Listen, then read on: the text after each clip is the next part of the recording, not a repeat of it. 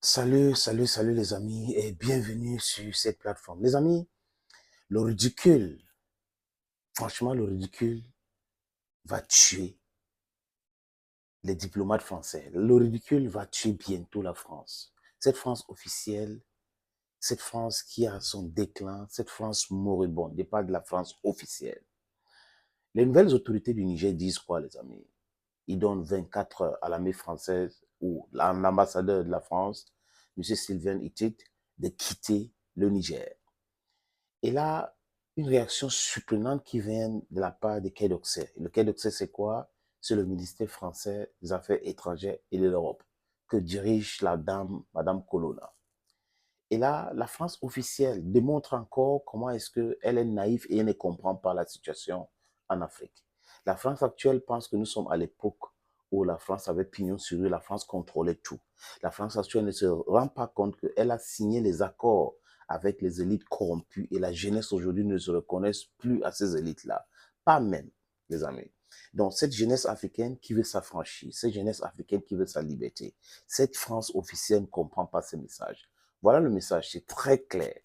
La jeunesse africaine veut sa liberté. La jeunesse africaine veut être libre de choisir quelle langue parler à l'école, de choisir ce qu'elle doit manger, de choisir ce qu'elle doit cultiver, de choisir comment est-ce qu'elle doit s'habiller, de choisir sa politique intérieure et extérieure, de choisir avec qui faire les affaires, de choisir avec qui avoir les accords militaires, de choisir vraiment tout. La jeunesse africaine aujourd'hui n'a pas besoin de la France. La France ne nous sert absolument à rien au point de vue décisionnel or decision-making process. Let me put it that way because it's very difficult for me to pronounce it in French. Donc, comment comprendre que les gens restent à Paris? Ils décident sur ce que nous devons faire. Ils décident sur les partenaires que nous devons avoir. Ils décident sur la langue que nous devons utiliser dans l'éducation. Et ils pensent que ça peut continuer comme ça euh, toute l'éternité. Non, ce n'est pas possible. Cette France doit comprendre qu'on n'a pas besoin de la signature de Bazoum pour dire qu'il a démissionné pour commencer à lui demander de dégager le Niger. Le peuple nigérien dépasse largement Bazoum et la France. Ce peuple-là est derrière les nouvelles autorités du Niger. C'est de ça qu'il est question. Et on a convoqué ces hors-la-loi, ces messieurs qui ne respectent rien, c'est Sylvain Itit, qui pense qu'il est le président du Niger, et il refuse de respecter cette convocation, de venir sur cette invitation en disant ça comme ça. Et son agrément a été retiré, un point c'est tout.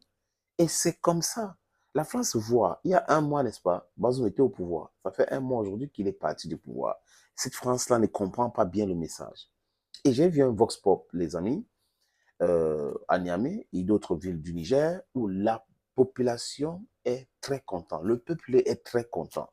C'est-à-dire que 99,99% des Nigériens sont pour qu'on expulse cet ambassadeur de la France. C'est de ça qu'il est question, les amis. Donc, que les gens arrêtent de penser qu'ils ont le droit de vie et des morts, ils peuvent rester où ils veulent, même de force. J'ai regardé une vidéo aussi, il y a quelques instants, les amis.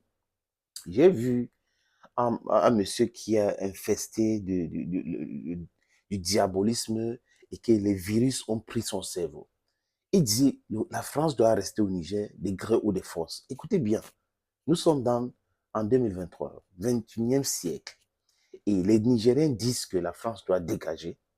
Et des Français, des élites françaises corrompus, qui pensent que l'Afrique les appartient, disent que la France doit maintenir les bases militaires au Niger et partout en Afrique. Et la France ne doit pas quitter. Parce que la Russie est en train de vouloir déstabiliser la France. La Russie a fait ceci, la Russie a fait cela. Mais la différence entre la Russie et la France, c'est que la Russie n'a jamais imposé quoi que ce soit. Ce sont des pays africains qui partent vers la Russie, ces micro-États. Parce que nous sommes en train de travailler pour l'unité de l'Afrique, les États-Unis d'Afrique. Et cette France-là qui ne comprend pas ce message-là, c'est une France moribonde. C'est une France dépassée par les événements. Parce que les Français eux-mêmes, dans leur propre pays, subissent ces choses-là. Pendant qu'en Russie, on est en train de nous parler de festivals, pour l'Afrique, pour apprendre l'histoire de l'Afrique. D'autres personnes sont en train de penser que les bases militaires doivent rester en Afrique. C'est incroyable, ce n'est pas possible, les amis. Et la jeunesse a dit niet. les nouvelles autorités disent donc il faut respecter cela, un point c'est tout. Il ne revient pas à la France officielle et dit que nous allons rester des gros de force. Cet ambassadeur, s'il reste au Niger, c'est sur la base de quoi? Sur la base de quoi? Est-ce que sa sécurité pourrait être garantie? Non. Donc, si les nouvelles autorités décident qu'il part, il doit partir. La France doit accueillir son ambassadeur. Ce n'est pas à la France de décider, non, il doit rester parce qu'ils ne sont pas légitimes. Ils ne sont pas légitimes. Mais quand la France était en train de vouloir évacuer les ressortissants européens et français au Niger, la France a discuté. Madame Colonna l'a dit, les vidéos sont là, les archives sont là. La France a discuté avec les nouvelles autorités du Niger. Donc, la France était en train d'évacuer les citoyens pour venir attaquer maintenant le Niger et les Nigériens parce qu'elle ne devait pas avoir les Français sur le terrain.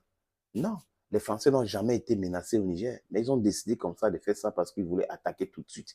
Et ça n'a pas marché parce que les forces en présence étaient déséquilibrées. Ils ont vu que l'Algérie a dit non, la Mauritanie a dit non, le Mali, la Guinée, d'autres pays ont dit non, le Togo a désisté à la dernière minute, Ombalo qui était invité en guerre, commence à ne plus parler de la guerre. Donc il est resté, je voulais dire les amis, sorry, il est resté 4 pays.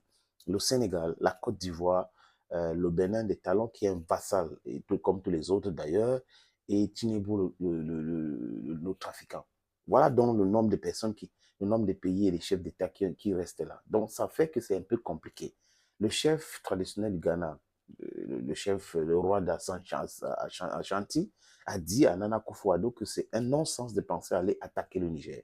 Et il a dit ça de façon claire. Et Nana Akufo, qui l'a écouté, donc le Ghana n'enverrait plus les militaires pour attaquer le Niger.